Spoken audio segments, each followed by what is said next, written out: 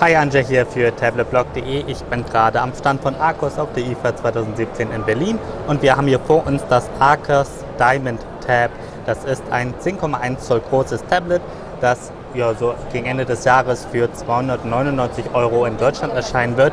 Es gibt hier zwei Highlights. Zum einen das 10,1 Zoll große Display, das ist nämlich sehr hochauflösend mit 2560 x 1600 Pixel, also eine wirklich schön hohe Auflösung. Und die zweite Besonderheit ist, dass es hier ein Metallgehäuse gibt. Dadurch fühlt sich das Tablet hier durchaus wertig an.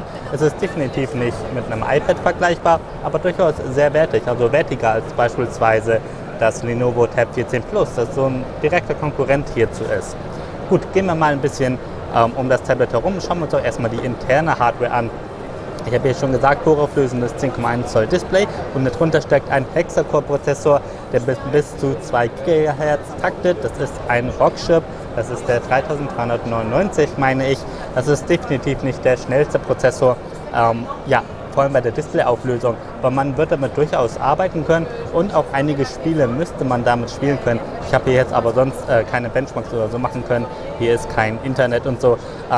Dazu gibt es 4 GB RAM und mit 64 GB einen doch recht ordentlich großen Speicher. Wir können mal ganz schnell hier in die Einstellung gehen und dann sehen wir hier erstmal die 64 GB Speicher und dann sehen wir, dass hier drauf Android 7.1.2 Nougat läuft.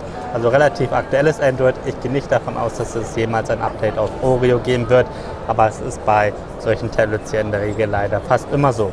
Wie ihr seht, ist die Oberfläche wirklich nur minimal angepasst, also es gibt so ein paar Anpassungen, sonst die Einstellungen und die Notifikationen findet man da weiterhin da oben.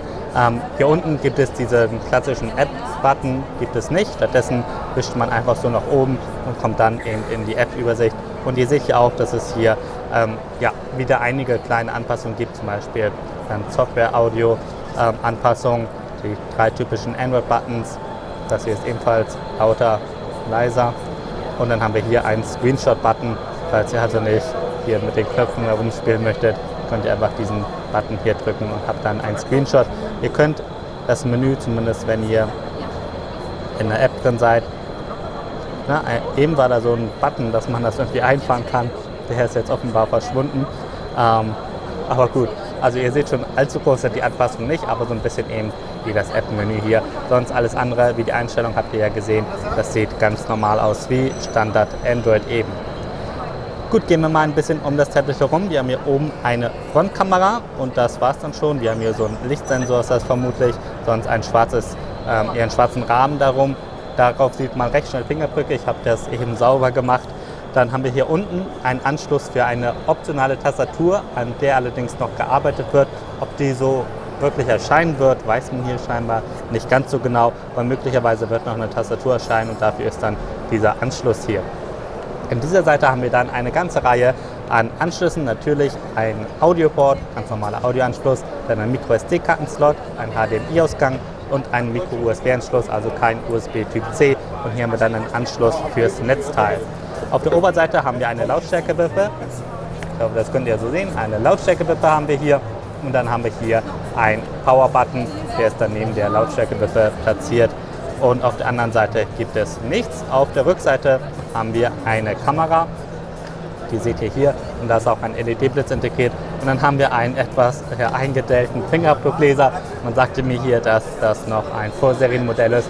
Und ich denke, mit so einem Fingerabdruckleser werde ich es dann auch nicht verschicken. Aber hier ist dann eben ein Fingerabdruckleser platziert. Und die Platzierung ist gar nicht mal so schlecht. Denn wenn man es so hält, kommt man hier sehr schnell ran. Also das ist ja doch ganz praktisch gelöst, dass wir den nicht hier vorne haben. Manchmal ist der Fingerabdruck vorne ganz nützlich. Vor allem, wenn da gleichzeitig ein Home-Button ist, wie beim Huawei MediaPad M3 Lite 10 zum Beispiel. Aber wenn der sonst weiter nichts kann, wie beim Lenovo Tab 14 Plus, dann ist der hier hinten doch wirklich ganz gut platziert, denn man hält das Tablet so in der Hand und kann es dann schnell hier mit dem Fingerabdruckleser auf der Rückseite entsperren. Das ist auf jeden Fall ganz nützlich. Sonst haben wir hier natürlich WLAN drin, Bluetooth, hier sind 2 Lautsprecher. Ja, und das war es auch schon, was es zur internen Hardware sozusagen gibt. Es gibt hier drin einen Akku mit einer Kapazität von 6600 mAh, aber wie lange der nun wirklich vor allem real hält, das kann ich natürlich nicht sagen hier auf so einer Messe. Ja, Updates, wie gesagt, wird es nicht geben. Die Performance müsste ausreichen. Ich konnte die Performance nicht testen, die müsste aber ausreichen für Chrome, YouTube, Netflix. Dafür müsste die Performance auf jeden Fall ausreichen und auf jeden Fall auch einfachere Spiele. Wie gut es dann mit Asphalt Extrem und so bei den höchsten Grafikeinstellungen klarkommt, das müsste man dann richtig testen. Gut, auf jeden Fall eine interessante Alternative zum Lenovo Tab 14 Plus, das zum Beispiel auch 299 € kostet. Das bietet eine etwas flottere interne Hardware, also der Prozessor dort müsste ein bisschen schneller sein, das ist das Snapdragon 625, aber das hat kein Metallgehäuse und ein Full HD Display nur. Wie gesagt, hier ist die Auflösung deutlich größer, 2560 x 1600 Pixel. Übrigens noch zu den Kameras, die löst mit 5 Megapixel auf und die auf der Rückseite mit 13 Megapixel. Das ist auf jeden Fall in Ordnung, allerdings vermute ich mal, dass das jetzt auch nicht die besten Kameras sein werden.